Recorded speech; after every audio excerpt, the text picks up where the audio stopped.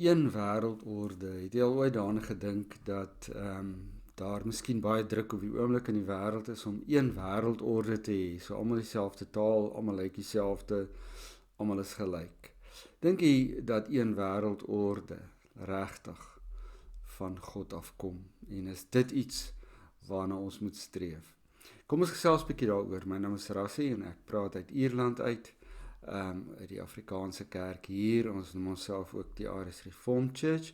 Maar voordat ons daaroor gaan gesels, kom ons maak dit ons oë toe. Here, dankie dat U ons deur die Heilige Gees aanraak en ons lei en ons rigting gee oor hoe ons moet dink. Wil U ook nou vir ons leiding gee oor ons lewe en oor ons werk as U kinders. Amen. Nou vriende, ons sien die storie oor die taalverwarring by Babel in Genesis 11 en ek wil net vir u so 'n klein stukkie lees daaruit. Die hele aarde het een taal gehad en dieselfde woorde.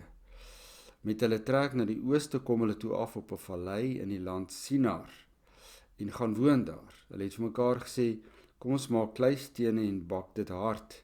Die kleistene word toe hulle boustene en asfalt word hulle messelklei. Hulle sê toe, kom ons bou vir ons 'n stad en 'n toring met sy bopunt in die hemel, sodat ons vir onsself naam kan maak. Anders versprei ons oor die hele aarde. Maar die Here het afgedaal en na die stad en die toring toe gekyk, wat die mensekinders bou, en die Here sê toe, kyk, dit is een volk en hulle het almal net een taal, en dis maar die begin van wat hulle gaan doen. Nou sal niks van wat hulle beplan om te doen vir hulle onmoontlik wees nie. Kom, laat ons afgaan en hulle taal daar verwar, dat die een nie die ander se taal verstaan nie. En so het dit gebeur, vriende. Nou, die interessante ding, dit is nou ook Pinksterfees, die uitstorting van die Heilige Gees, wat ons hierdie Sondag vier. So, die interessante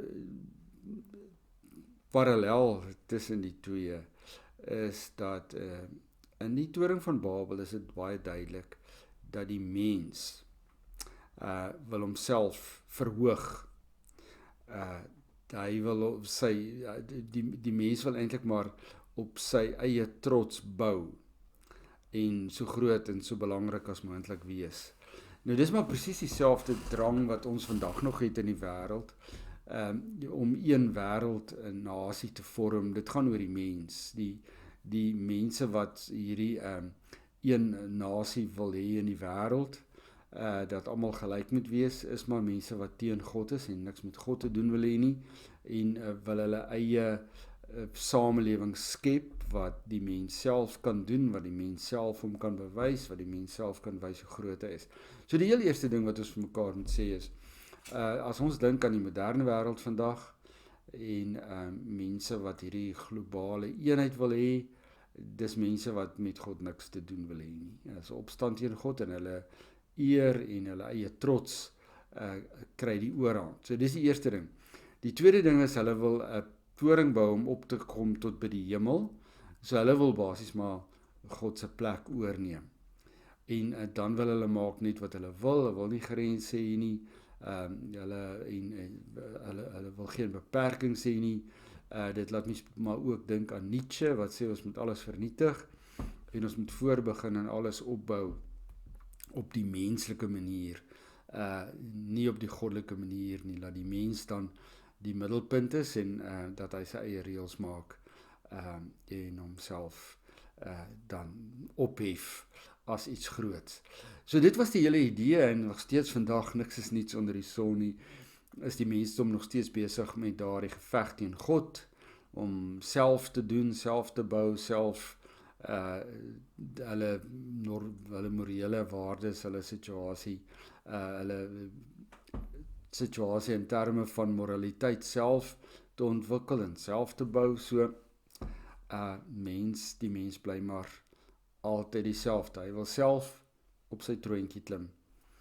En die toring van Babel is 'n perfekte bewys van die mens wat self op sy troontjie wil klim. Maar gelukkig kry ons die uitstorting van die Heilige Gees.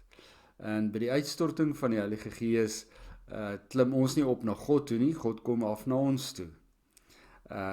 God is God en ons kan nie opklim na hom toe nie, maar hy kan afkom na ons toe, na sondaar mense toe. God kan in hierdie wêreld met verskillende tale, met verskillende agtergronde, kan hy die eenheid bring wat ons verlang.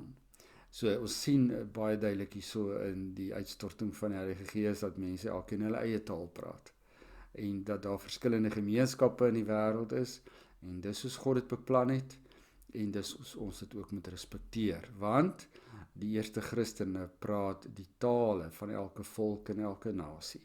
Dit is 'n doodgewone bewys dat dit God se goedkeuring wegdra dat daar verskillende mense is. Maar God bring ons bymekaar onder sy vaandel. Nie oor ons eie ego nie. Hy bring ons saam in die kerk, in sy heilige gemeenskap. En ons is nie ons eie God nie, ons eie baas nie, maar hy is, en onder sy beskerming en onder sy heerskappy kom ons in eenheid bymekaar as Christene, as die Here se kinders. Daar's net een manier, vriende, waar die wêreld in eenheid kan saamleef, en dit is binne die kerk van die Here Jesus Christus. Binne die geloofsgemeenskap is daar eenheid, is daar vrede, is daar krag, is daar hoop, en is daar gelykheid. Buite die kerk, buite die Here Jesus beskerming is daar niks daarvan nie, alles is maar nie die mense eie eer, en soos al met die mens gesien het, sy eie eer, sy eie trots, lei altyd tot oorlog, tot pyn, tot vernietiging, tot whatever konflik ons ook al kan aan dink, kom altyd, wanneer God nie daar is nie. So die mens op sy eie is absolute chaos, chaotiese toestand van anargie en wetloosheid in Jesus Christus, deur sy Gees wat op ons uitgestort het, hy wat deel word van ons, wat onder ons kom woon, alleen daar, het ons vrede. Waar staan jy? Besef jy dat jou taak as Christen in hierdie wêreld is om in eenheid saam met mede-Christene te leef, om ook te weet dat jy gelyk is met mede-Christene, en dat daar respek onder mekaar en vir mekaar is, maar boal vir ons as Christene is God in beheer. Hy is eerste, hy is alles, hy is ons skepper, maar ook ons bevelvoerder, wat vir ons leer hoe ons moet leef, vriende. Dis die enigste eenheid vir ons as Christene, geen wêreldryk nie, maar wel God se ryk in ons harte, in ons lewens, deur die Heilige Gees. Amen. Hemelse Vader, ons dank U, Here, vir hierdie wonderlike wete dat in U ons een kan wees op aarde, al as ons verskillend, dat ons steeds in ons verskille respek hê kan vir mekaar, maar dat ons almal moet saamsmelt, dieselfde moet lyk, Here, dit was nie U plan nie. Help ons om in vrede te leef, al is ons verskillend in U kerk. Amen.